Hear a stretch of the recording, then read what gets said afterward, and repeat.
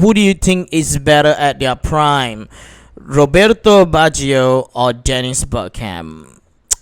That's a good one. Dennis Bergkamp. I mean, when I think of him, I always think about the goal against Argentina in the France '98 quarterfinals match, where he trapped the ball and nutmeg Roberto Ayala, one of the best defenders at the time, from nothing out of to something really. And of course that goal against Newcastle, where he take a little touch and turn, Rabona turn, and then shimmy the opponent and places it into the back of the net. It was really magical stuff. Roberto Baggio, I mean, what can I say? I mean, he is like a slower version of Lionel Messi, one of Italy's greats, number 10. But if it's between the two, it's a difficult one. I would choose Roberto Baggio, mainly because I think for number 10s, the history of this game, shorter players have a much more advantage. His central, his lower central gravity, Roberto Baggio is, and one drop of a shoulder as well, and he's a playmaker as well. He's the main man in Italy. I think in USA '94, and that was always be his shadows. He missed a penalty against Brazil, but I would choose Roberto Baggio if I'm doing a team like Beckham is doing, and this one involves the history of players. And if I have to pick the two, Roberto Baggio or Dennis Bergkamp, I would pick Roberto Baggio. He's technically, I think he's better from Dennis Bergkamp, and not Bergkamp's fault. I think Bergkamp is playing. He's much of a center forward. But Baggio, he's a number 10. Don't get me wrong, but Roberto Baggio is more natural in playmaking. Advanced attacking midfielder kind. The man in the hole between the two strikers. So I would pick Roberto Baggio for that. Another question is, can Liverpool make a comeback in the second leg? Okay, I think this one has already been addressed. It's very hard not to say, although Real Madrid has the Clásico, and if Zidane is arrogant, because the thing is, they are fighting for the La Liga title as well. So that's Real Madrid for you. So I'm not too sure whether he will rest players, and if the likes of Benzema and Casemiro is out injured, pull some muscles whatsoever, I think Liverpool can have a chance. But other than that, I think that whenever they attack, and if Liverpool didn't put the ball into the back of the net, Real Madrid was just gonna counter them. And if they continue based on the performance 2 nights ago, letting Toni Kroos run the entire stadium, I mean that is just unbelievable, shocking defending strategy as well from Liverpool to give Luka Modric, and they are aging, but the thing is, Liverpool, there are a lot of their players are not, it's been a hard season for them.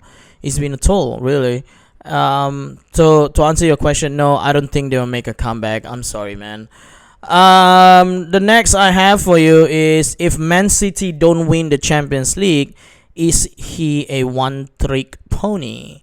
I'm assuming you are referring to Guardiola, but if you do, nah, man, I think, come on, you don't actually think he's a one-trick pony just because he didn't win the Champions League, do you?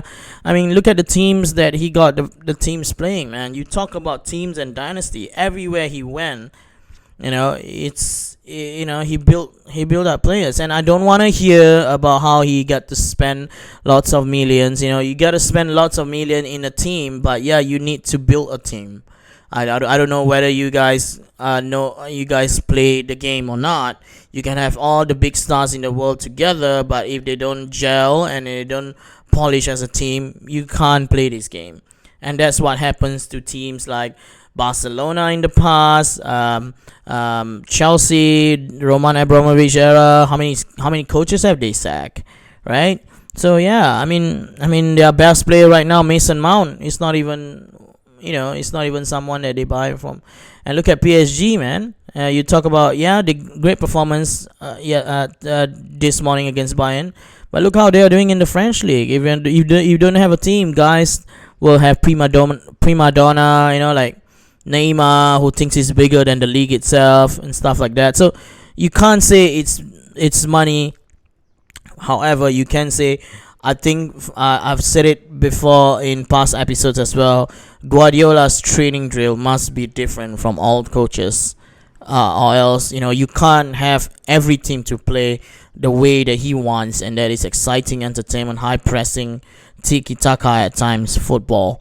And yeah, no, he's not a one trick pony. I do think that him and Man City is the favorites to win the Champions League, but I don't think they will win the quadruple. But again, this was delivered in episode 15, the previous episode. You can check us out.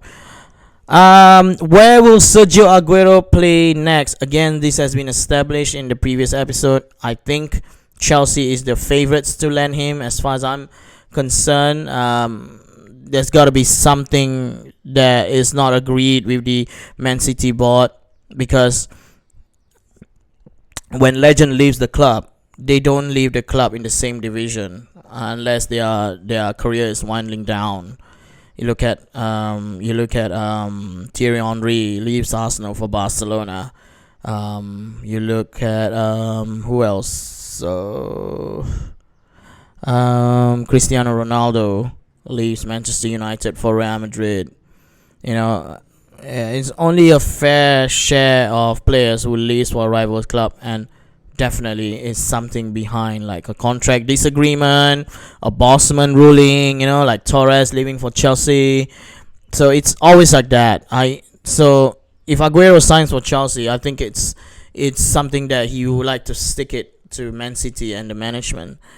The fourth question, which is the last one I have for you, is that, can Bayern turn it around? Also, can Chelsea make it to the final? I think Bayern have the capabilities of turning it around, because tonight's game, I don't think there was. I think the most underperforming player is the weather. And that cost Manuel Neuer. It's very hard to play in the snow as a goalkeeper, from what I've been told. But I think the rest, all 21 players, did so well under those kind of weather. And this is just a bad weather for football. Imagine if there's no snow next week, and definitely Bayern can turn it around. But you see, that's the thing. It's the missing ingredient sometimes, and I'm talking about Robert Lewandowski. So yeah, you can say Bayern can turn it around. Absolutely, this tie is not over yet. I think Mauricio Pochettino knows that, and PSG knows that as well. But of course, PSG again, they have the Ligue 1 to take care of, and it's all gonna be down to the wire into the second leg for sure. I won't be surprised if this game was decided in the 80th or the 90th minute. And it's one of those games that I have a feeling that we are in for a wild ride next week. All right, and then the second thread of your question: can Chelsea make it to the final? I say absolutely yes. If they continue playing like this, and especially you have to keep Mason Mount fit, you have to keep him on rhythm. I think he's the type of number 10 that at this moment of time, if they get past Porto, he can unlock the Real Madrid defense or the Liverpool's defense with a blink of an eye.